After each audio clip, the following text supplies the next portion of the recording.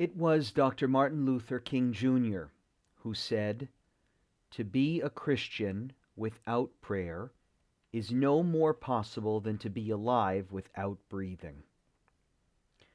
Prayer is arguably the most fundamental, intimate, and unique element of a life of faith. How we pray, what we pray, when we pray, how often we pray, all of these questions speak volumes about our particular faith. That is true about all the major world religions, but it is especially true about Judaism. I've said it before, if you want to learn about Judaism, the first book you should buy is a Siddur. Let me quote from the late Rabbi Chaim Donen.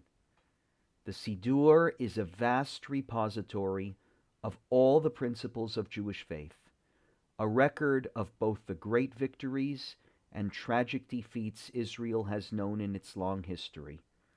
It is a testimony of the aspirations and hopes of the Jewish people throughout time. It is witness to the ethical and moral heights to which Jewry aspired and attained. I am convinced personally that throughout Jewish history, more than any other book, it is the Siddur that has been the most effective for conveying to the masses the principles of Judaism. It really is our textbook for teaching, instilling, and perpetuating Jewish values and faith. The problem is that the Siddur is so ubiquitous, and prayer is such a core and common part of Jewish practice, we seldom have the opportunity to stop and ask ourselves the big question about prayer, which is why we bother praying at all. If you think about it, it's not such a crazy question. Why would the Holy One, the creator of the universe, the all-knowing, omniscient, omnipresent, omnipotent God, care one bit about what I have to say, about how my life is going? So let's confront that question. It should not surprise you that the question of why we pray, like most Jewish questions, is answered with a debate. Nachmanides, or the Ramban, he understands the commandment to pray as applying only when the community or the person herself is faced with great distress. For Nachmanides, distress is a test of faith. It's a question. Does an illness or a setback at work or some challenge in the community cause me to turn inwards, or does it cause me to turn upwards, affirming my faith in a God that listens to prayers and who intervenes? This motivation is referenced in the rabbinic interpretation on our Parsha, which tries to figure out why the leper needs to call out, "Tameh, Tameh," contaminated, contaminated, in the midst of his affliction. It seems doubly cruel to impose this on him, but the Talmud explains that he is commanded to call out in order to let others know that he is suffering, and thereby give others the opportunity to pray for him. That is Nachmanides, prayer coming from tzara, from difficulty. But Rambam, Maimonides, has a very different understanding. For Maimonides, prayer is not just a matter of communicating our needs and our distresses. For him, it is a fundamental aspect of living a life of faith.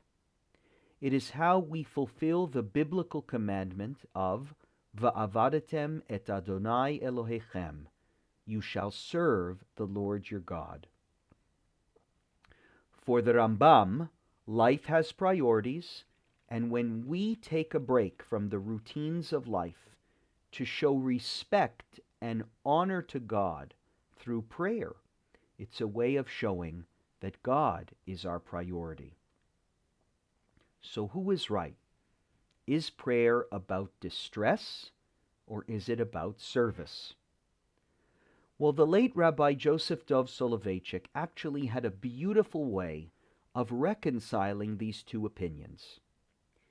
He said that the Rambam and the Ramban are actually not disagreeing with one another.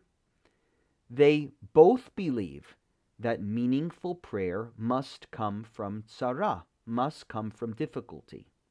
But where they disagree is what tzara means. Ramban's understanding of tzara is too narrow. The Ramban's tzara is a distinct and recognizable event. It emerges out of the environment. It appears suddenly. It's an illness. It's a famine. It's a pandemic. That's what brings us to prayer. But for the Rambam, the nature of life itself is tzara.